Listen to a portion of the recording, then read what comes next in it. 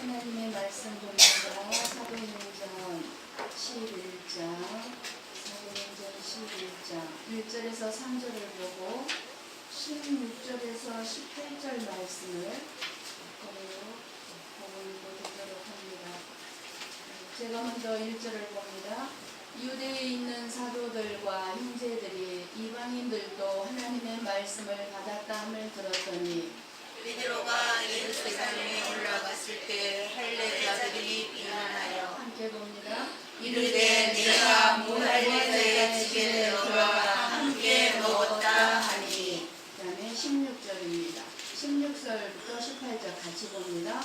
내가 주의 말씀에 요한은 물로 세례를 베풀었으나 너희는 성령으로 세례를 받으리라 하신 것이 생각나노라. 그런즉 하나님이 우리가 주 예수 그리스도를 믿을 때에 주신 것과 같은 선물을 그들에게도 주셨으니 내가 누구이기에 하나님을 능히 맡겠느냐 하더라. 그들이 이 말을 듣고 잠잠하여 하나님께 영광을 돌려 이르되 그러면 하나님께서 이방인에게도 생명 얻는 예배를 주셨도다 하니라. 아멘. 추석 잘 보내셨습니까? 성편 구경도 못 하셨죠?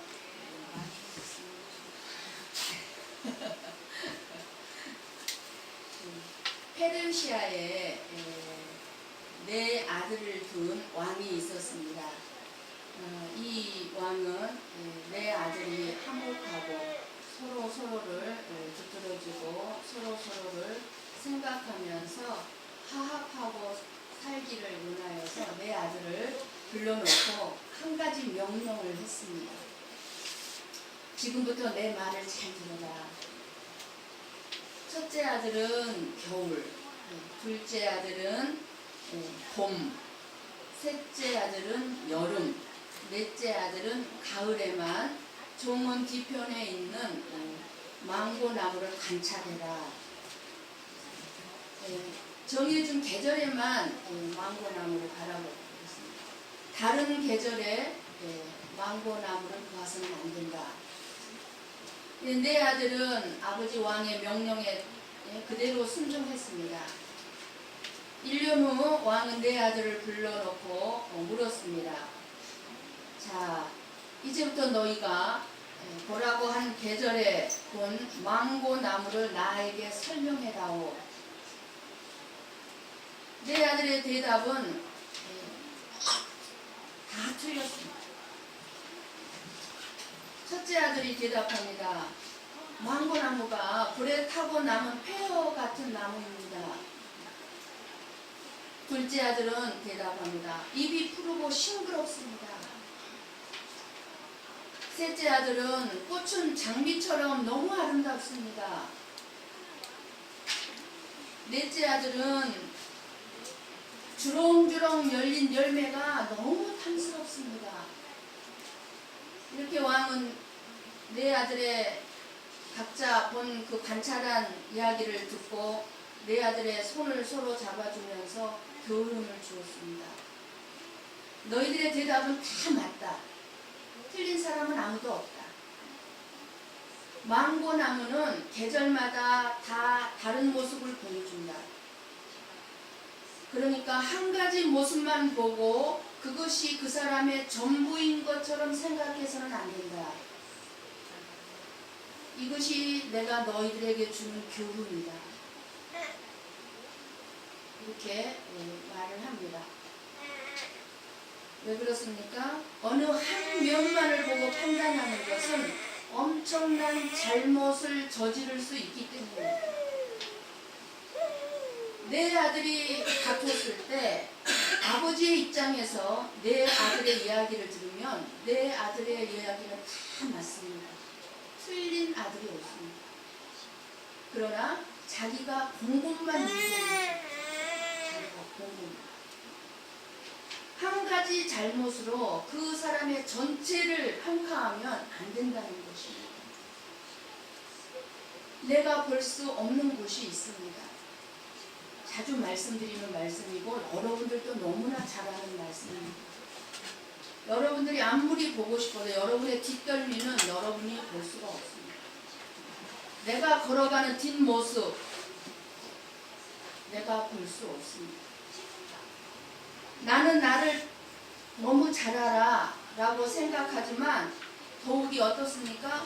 나는 지나치게 생각이 많아서 나를 너무 많이 들여다보고 있는 것 같다고 생각이 될 때라 할지라도 나는 어떻습니까? 나는 꼭 내가 보던 것만 수없이 보게 됩니다.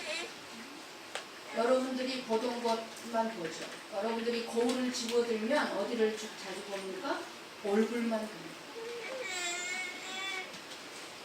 내가 절대 모르는 것은 그냥 모른 채, 아니 내가 절대 알고 싶지 않은 곳이 있습니다. 내가 절대 본 적이 없는 것 그대로 덮어둔 채 그저 나는 나이기만을 고집합니다. 내가 나를 모르는 부분이 있음에도 불구하고 그저 나는 나이기만을 원합니다. 그래서 사람은 절대로 변하지 않는다고 말들을 합니다. 절대 사람은 변하지 않아. 왜 그래요? 내가 나를 모르는 것을 알아서 고치려고 하지 않기 때문에.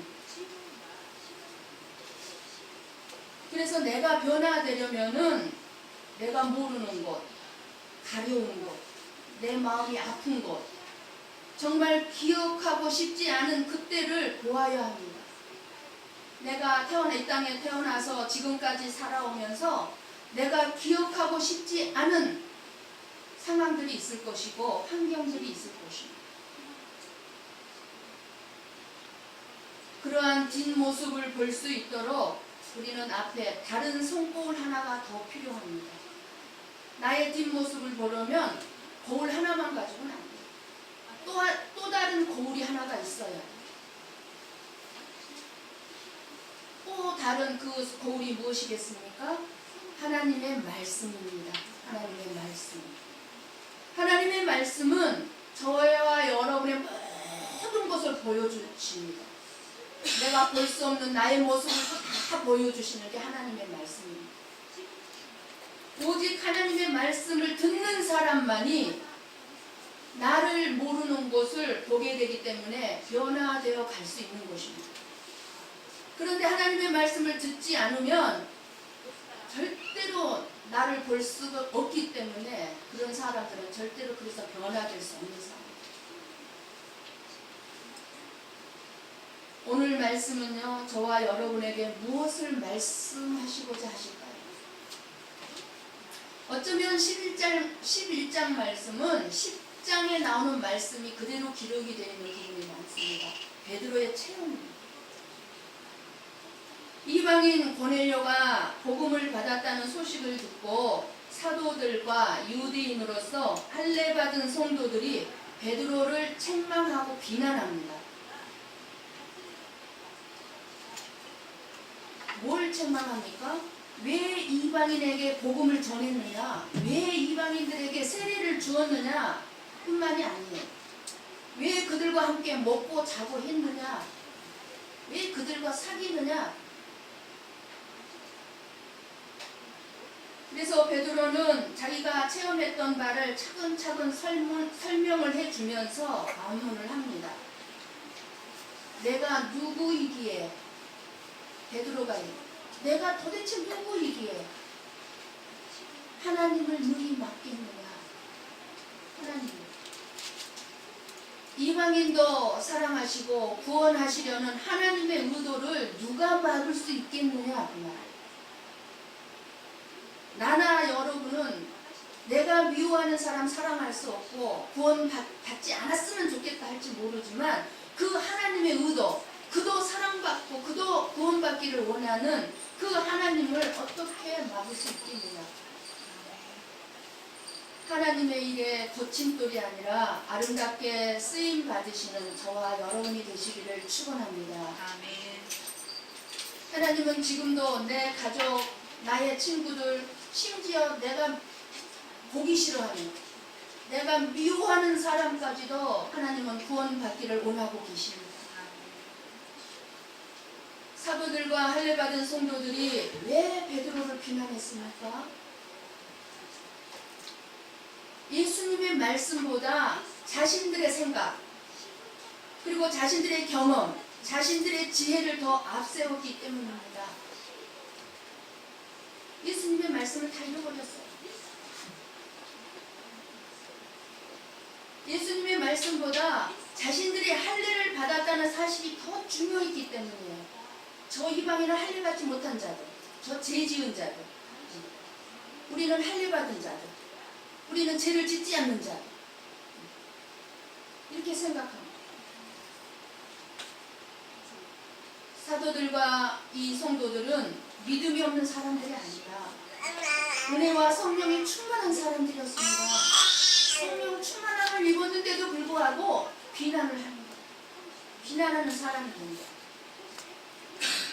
그들은 성령의 감동하심에 따라 자신들의 재산을 팔아서 가난한 사람들을 위해 구제할 정도로 순종했었고 열심히 있는 사람들이었습니다.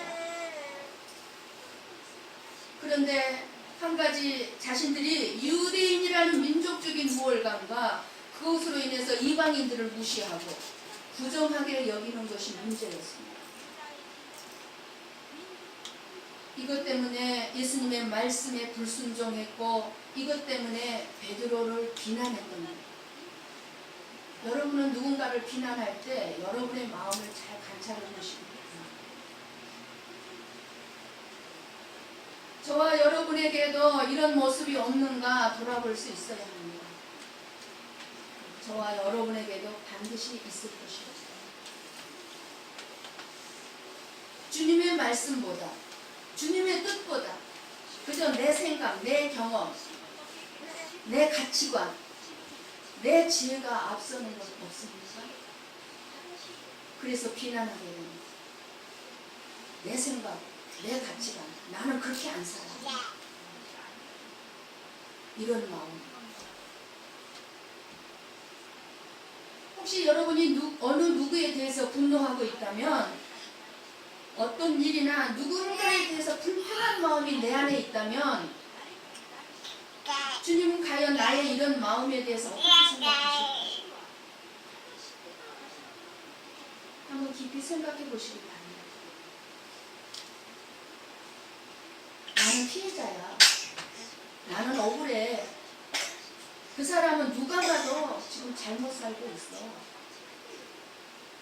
내 안에서 끊임없이 들려오는 내 소리를 이 시간 멈추시고 주님의 음성을 들어야 합니다. 나는 잘못한 거 없어. 이 내 소리, 내 안에서 들려오는 내 소리. 우리는 많은 사람들을 만나면서 살아가게 되어 있습니다. 사람들과 좋은 인연을 맺으면서 살아가야 되는데도 불구하고 저 사람 한 사람쯤은 내 평생에 필요할 일이 없다는 생각으로 무시하거나 업신여기거나 하는 우리 안에 교만을 버려야 합니다. 저 사람쯤은 없어도 돼. 내가 저 사람한테 도움 받을 일은 내 평생에 없을 거야. 이런 생각을 하게 된다면 이상해요. 하나님은 참 청개구리 같아요. 그 사람의 도움을 받을 일을 만들어버립니다. 이 교만을, 우리의 교만을 꺾는 거예요. 내가 무언가 잘 안다고 생각할 때, 내가 무언가 잘 해냈다고 여길 때 틀림없이 교만에 빠져있는 내 자신을 발견하게 됩니다. 그리고 자기 생각이 내 생각이 맞고 다른 사람은 잘못되었다는 교만에 빠지게 됩니다. 내 생각이 맞다는 그 생각을 내려놓고 주님의 음성을 들으시기 바랍니다. 억울하다는 내 생각 내려놓으시고 그 사람을 향한 서운한 마음도 내려놓으시고 그 사람을 향한 내 안의 분노도 내려놓으셔야 주님의 음성을 들으실 수가 있습니다. 내 생각과 내 경험 앞세우기 전에 이 시간 주님의 음성을 반드시 들으십시오. 정말 주님께서도 내가 느끼는 감정에 대해서 맞다고 하시는지 옳다고 하시는지 주님께서도 내가 옳다고 주장하는 것에 대해서 그래 네가 맞다 정말 그러실까요? 주님께서도 너는 피해자다, 그 사람이 잘못 살고 있다 하고 그 사람은 나쁜 사람이니까 네가 맞다 그러실까요? 주님께서 네 생각과 네 주장이 맞으니 절대로 너의 생각을 뒤로 물러서지 말고 밀고 나가라 그러실까요? 예루살렘 교회 사도들과 할례받은 이 유대인 성도들이 베드로를 비난하기 전에 먼저 주님의 음성에 귀를 기울였다면 어떻게 되었을까요? 주님께 물어보았다면, 그리고 잠잠히 주님의 음성을 기다렸다면 베드로를 비난했을까요? 지금 여러분 안에 있는 분노, 서운함, 억울함, 미워함, 내가 옳다는 생각, 어떤 사람을 용납하지 못하는 마음, 어떤 일에 대한 나의 판단, 이러한 여러 가지를 오늘 이 시간 주님께 내려놓으시고 점검 받으셔서 주님의 음성을 들으시고 해결 받으시기를 축복합니다. 누군가를 비난하고 싶을 때, 무슨 일에 대해서 비난하고 싶을 때 먼저 주님께 물어보시기를 바랍니다. 이것이 예수님을 주님으로 모시고 나의 주인으로 모시고 사는 성도들의 모습입니다. 이것이 저는요, 부부싸움 했을 때나 자녀 문제로 속상해할 때나 제 안에 있는 섭섭함이나 화가 일어날 때 주님 앞에 내려놓고 하소연을 하면 주님은 한 번도 나에게 네가 다 옳다, 나는 너를 이해하고 내 마음의 섭섭함은 당연하다고 나에게 한 번도 말씀하신 적이 없었습니다. 네가 옳다고 하신 적이 없어요. 섭섭해하는 제 마음 안에 숨겨져 있는 인정받고자 하는 마음, 내가 높아지고자 하는 마음, 목사인 척하는, 거룩한 척하는 마음, 잘못된 내 마음, 남편이나 자녀를 내 마음대로 하고 싶어하는 내 마음, 이러한 것들을 다 보게 하셨습니다.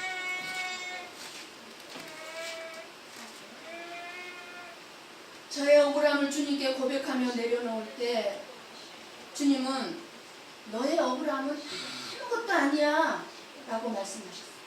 깨닫게 하셨어요. 그게 무슨 억울함이냐? 오히려 내가 대가를 바라보고 나의 계산적인 사람, 이기적인 마음을 보게 하십니다. 무엇보다도 예수님의 십자가의 사랑을 받았음에도 내가 불구하고 여전히 그 십자가의 사랑을 따라 살지 못하는 나의 이기적인 욕심을 보게 하셨습니다. 내 안에 잘못된 것. 여러분들의 마음에 누군가를 미워하는 마음이 있을 것입니다. 누구에게나 있겠죠. 모든 사람이 다 좋을 수는 없지 않습니까? 그러나 여러분들도 알 거예요. 미워하는 마음은 마귀가 가져다주는 마음이라는 것을 이미 여러분들은 알고 있을 것입니다. 그래서 어떻게 얘기합니까? 다른 사람이 나는 누가 미워 죽겠어 라고 미워한다는 말을 할 때 아무리 그래도 미워하면 안 되지 이렇게 말들을 해줍니다. 다른 사람에게. 그런데 어떻습니까? 그런데 막상 그 문제가 내 문제가 되면 어떻게 됩니까? 절대로 그럴 수는 없지. 하며 내 자신의 미움만큼은 이유가 있고 내가 미워하는 것만큼은 형편이나 사리에 맞다고 생각하는 나의 모습을 보게 하셨어요. 다른 사람이 다른 사람을 미워하는 것은 미워하지 마. 그건 마귀가 주는 마음이야. 쉽게 얘기하죠. 주님 앞에서 나의 마음을 검사를 받아야 돼요. 검사를 받고 나면 우리는 더 이상 다른 사람에 대해서 비난할 사람도 없고 비난할 일도 없다는 사실입니다. 없어요, 없어요. 사도들과 이 성도들이 베드로를 비난했던 것은 주님 앞에서 자신의 마음과 생각을 점검받지 않았기 때문에, 검사받지 않았기 때문에, 죽게 물어보지 않았기 때문에. 비난하고 싶을 때 먼저 주님께 내 자신의 마음과 생각과 내 감정을 검사받으시기를 바랍니다. 오늘 저와 여러분에게 주시는 말씀의 중심은 그 비난을 대하는 베드로의 태도입니다. 베드로의 태도. 저나 여러분은 누구에게나 비난받을 수밖에 없는 연약하고 허물 많은 사람입니다. 물론 베드로도 마찬가지였을 것입니다. 아주 차분하게 있었던 경험을 설명하면서 자기 주장을 앞세우지 않습니다. 그리고 베드로 자신도 베드로를 책망하던 이 사도들이나 이 유대인 성도들과 전혀 입장이 다르지 않았음을 설명합니다. 나도 처음에는 너희처럼 생각했어. 너희들처럼. 나도 이방인과 같이 밥 먹는 거 그거 옳지 않다고 생각했어. 그런데 내가 보았던 환상에 대해서 말합니다. 환상이 뭐였습니까? 주님께서 그들을 속되다, 부정하다 하지 말라는 거잖아요. 쉽게 말하면 비난하지 말라는 거예요. 그러면서 뭐라고 그러셨습니까? 그러니까 베드로가 설명해 주면서 내가 누구이기에 하나님을 능히 맡겠느냐. 베드로의 대답이 무슨 뜻일까요? 베드로는 무할례자, 할례를 받지 않은 이방인 고넬료의 집에서 같이 먹고 자고 했던 문제에 대해서 비난하는 사람들에게 처음부터 하나님의 일인데 무슨 말이 맞냐고 반박하지 않았어요. 그들을 면박하지 않았어요. 대신에 나를 비난하는 당신들의 입장을 나는 이해합니다. 나를 비난하는 여러분들 이해한다. 나도 처음에는 그런 마음이었으니까. 그죠? 당신들과 같은 마음이었어. 그러면서 답변을 합니다. 책망하는 사람들에게 왜 그렇게 못돼 먹었느냐, 왜 그렇게 이해할 줄도 모르냐, 왜 이렇게 이해심이 없느냐 이러지 않았어요. 사도들이 되어가지고 성령 충만한 너희들이 그렇게도 이해를 못하느냐 이러지 않았어요. 바로 베드로의 이러한 태도가 그들을 설득하는 중요한 핀포인트가 됩니다. 자기 입장만 고집하지 아니하고 상대방 입장이 돼준 거예요. 먼저 상대방 입장. 왜 저럴 수밖에 없었을까? 왜 저렇게 살 수밖에 없었을까? 왜 저렇게 말할 수밖에 없었을까? 그 사람 입장이 돼보는 거예요. 내가 알지 못하는 어떤 일이 있었을 거야. 내가 알지 못하는 어떤 힘든 일이 있었을 거야. 저렇게 말할 때는 상대방 입장으로. 그래야 모든 문제가 풀어집니다. 내 입장만 하면은요 풀어질 수가 없어요. 베드로가 행했던 일은 이방인에게 복음을 전하고 그 이방인들 제자로 삼으라고 하셨던 예수님의 명령에 대한 순종이었어요. 베드로는 단지 예수님의 말씀에 순종했을 뿐이에요.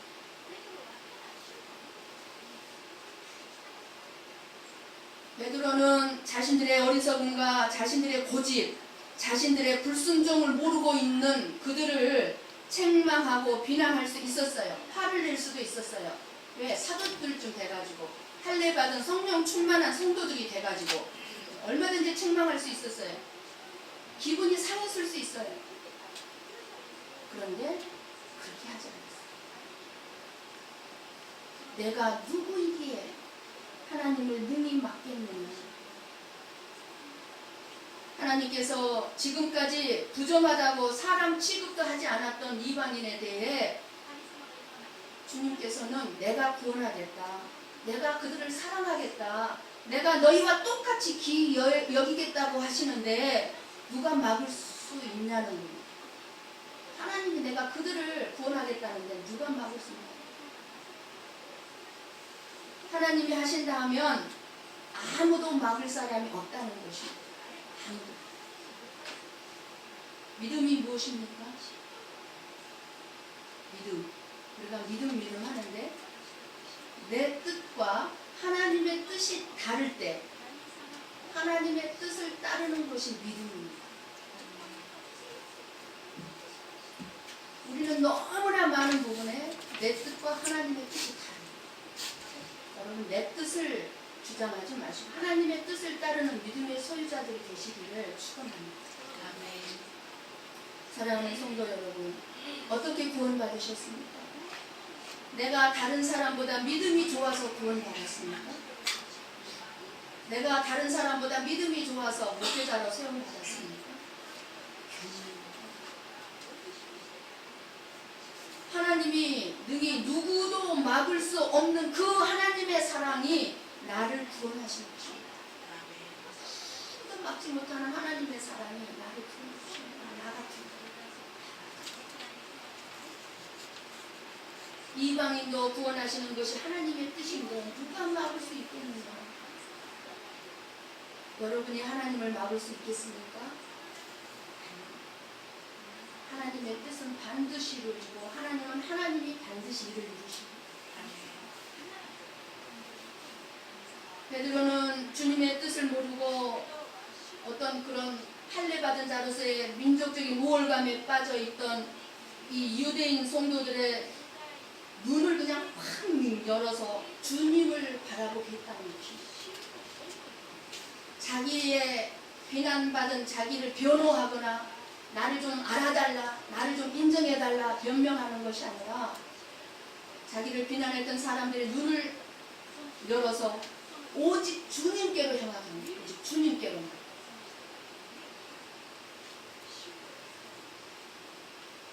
이방인을 부정하게 생각하는 마음 때문에 잊고 있었던 주님의 명령, 땅끝까지 복음을 전하라는 주님의 말씀을 생각나게 했던 것입니다. 16절 말씀을 나오죠. 16절 베드로요. 하나님의 말씀만 생각나게 하는 거예요. 하나님의 말씀만. 베드로의 설명을 듣고 나서 베드로를 비난했던 유대인 성도들이 하나님께 영광을 돌립니다. 깨닫게 됩니다. 오늘 말씀을 통해 우리는 중요한 영적 깨달음의 양식을 여러분들이 맛있게 드시고 돌아가시기를 바랍니다. 말씀을 듣기는 많이 들으면서도 내 생각, 내 고집이 여전히 살아있어서 변화되지 못한 채 말씀보다는 내 생각으로 세상을 살아가지 않기를 원합니다. 그렇다면 지금 베드로를 비난하고 있는 사람들과 다를 바가 없습니다. 먼저 믿음의 사람들이 가지고 있는 기득권을 버려야 합니다. 지금 사도들과 할례받은 이 성도들은요, 자기들의 기득권을 행사하려고 했던 거예요. 지금 유대인들이 먼저 예수 믿게 된 것에 대해서 텃세를 하는 거예요. 예수 믿은 지 얼마 되지 않은 사람이 열심히 봉사하고 헌신하고 그러면 먼저 믿음을 가진 사람들이 격려하고 칭찬해 줘야지 비난해서는 안 될 것입니다. 먼저는 우리들 한 사람 한 사람이 어떤 사람에 대해서 어떤 일에 대해서 비난하지 않는 사람이 되는 것입니다. 그러기 위해서는 우리의 생각과 내 감정, 나의 억울함, 나의 아픔, 나의 분노와 미움, 그리고 무엇보다도 내가 옳다고 주장하는 것에 대해서 반드시 주님께 꼭 검사를 받으셔야만 합니다. 주님께 검사를 받지 않으면 반드시 비난의 죄에 내가 빠질 수밖에 없어요. 내 것이 옳으니까. 비난하는 일 자체가 없는 것이 가장 좋겠지만, 그러나 교회 안에는 어린아이와 같이 미성숙한 믿음을 가진 사람이 많이 있습니다. 교회는 다니고 있지만 아직 거듭나지 않은 사람들도 많이 있습니다. 나의 거듭남 또한 항상 돌아봐야 돼요. 내가 정말 거듭난 사람이 맞는가? 그래서 비난하는 일들이 없을 수는 없겠죠. 교회 안에. 그렇게 은혜롭고 그렇게 성령 충만했던 이 예루살렘 교회, 초대교회조차도 비난하는 일이 있었다는 것을 우리가 볼 때 정말 우리 고베 성도교회도 비난하는 일이 없을 수는 없겠지만 중요한 것은 뭡니까? 비난을 들었을 때입니다. 저와 여러분이 비난을 받을 수밖에 없을 때 우리가 어떻게 행동을 취해야 하는가? 특별히 불의한 비난, 내가 비난받지 않을 일인데도 불구하고 한 면만 보고 다른 면을 못 봤기 때문에 오해를 인해서 비난을 받을 때가 있습니다. 그랬을 때 우리의 반응이 중요하다고 의로운 비난으로 대응해서는 안 돼요. 비난을 나는 의로운 비난이야 생각하고 그렇게 비난으로 대응하면 안 된다는 겁니다. 베드로처럼 반응해야 합니다. 온유와 겸손함으로 상대방의 믿음의 눈을 열리도록 해야 합니다. 베드로처럼 이렇게 환상을 안 보고 체험을 안 한 어떤 상황이라면은 설명할 수 있는 상황이 아니라면 그냥 하나님 앞에 내려놓고 기도하시기 바랍니다. 비난으로 대응하지 마시고 그냥 주님 앞에 맡기시고 여러분 기도하세요. 혹시 여러분 중에 베드로처럼 어떤 불의한 비난, 억울한 비난을 받고 있는 사람이 있습니까? 있을 것입니다. 낙심하지 마시고 오히려 감사하시기를 바랍니다. 그 비난을 통해서 모든 사람이 하나님께 영광을 돌리게 될 것입니다. 비난하던 사람들이 주님의 마음과 주님의 뜻을 깨닫게 될 것입니다. 반드시. 내가 주님 앞에 내려놓고 기도합니다. 그리고 그 비난을 통해서 주님은 나의 삶에 내 마음에 새로운 일을 시작할 것입니다. 내가 어떤 비난을 받았을 때 내가 어떻게 행동을 취하느냐에 따라서 하나님은 내 삶 속에 새로운 일을 시작하십니다. 축복의 일이죠. 주님께서는 그 비난을 통해서 내가 상상하지도 못했던 일들을, 선한 일들을 반드시 이루어 가실 것입니다. 우리 모두는 변화되어 가야 합니다. 아름답게 변화되어 가야 합니다. 변질이 아닌 참 변화를 이루어 가야 합니다. 변질이 되면 합니다. 어떻게 변화되어 갈 수 있을까요? 하나님이 말씀하실 때 내 생각을 과감하게 벗어 던지는 그 올바른 깨달음이 여러분의 생각이나 여러분의 방법, 여러분의 중심이 아닌 하나님 중심으로 생각할 때에 해결하지 못할 일이 없을 것입니다. 반드시 여러분들에게 무슨 일이 있을 때 꼭 하나님 중심으로 나아가서 다 해결될 것입니다. 아주 명쾌하게 하나님은 해결해 주실 것입니다. 이렇게 주님의 음성을 들음으로 내 생각을 검사받으셔서 냉철하게 올바로 판단하여 여러분 안에 있는 그 갈등들을 해결받으시고 기쁨과 감사와 찬송이 넘치는 여러분의 가정, 우리 고베 성북교회와 여러분이 가는 곳곳마다 그 사회를 만들어가는 아름답게 변화시키는 복된 하나님의 자녀들이 되시기를 간절히 축원합니다. 아멘. 기도하십시다.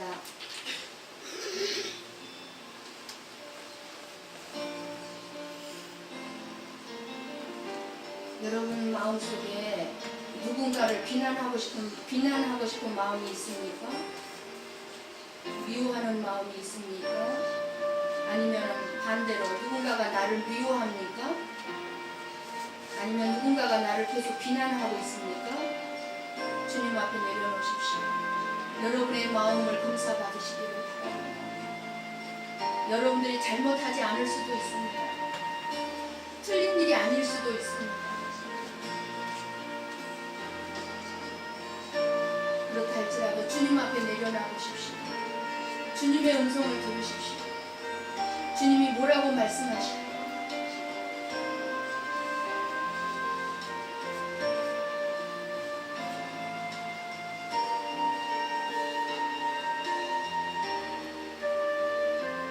말씀의 거울로 여러분들이 여러분의 눈으로 보이지 않냐면 여러분의 자신의 내면들을 이 말씀의 거울로 주님의 음성으로 보시기 바랍니다.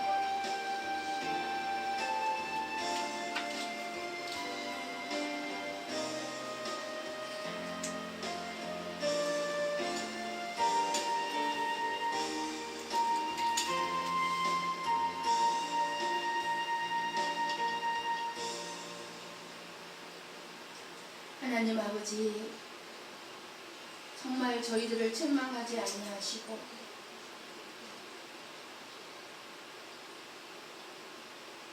말씀의 거울로 주님의 음성으로 저희들이 보지 못하는 우리의 내면을 베드로를 통해서 보게 하여 주심을 감사합니다. 우리는 성령 충만하다 할 때도, 믿음이 장성했다 할지라도 비난 받을 일이 있고 비난을 할 수밖에 없을 때가 너무나 많았습니다. 그럴 때마다 우리가 내 자신의 인격의 성숙과 내 삶의 아름다운 삶의 변화를 위하여 끊임없이 말씀의 거울로 내 자신을 샅샅이 비춰보고 주님의 음성을 들음으로 말미암아 변화되어가고 성장해가는, 성숙해가는, 아름답게 세상을 만들어가는, 가정을 세워가는, 교회를 세워가는 우리 모두가 되어질 수 있도록 주님 복을 허락하여 주심을 감사드립니다. 예수님의 이름으로 감사하며 기도드리옵나이다. 아멘.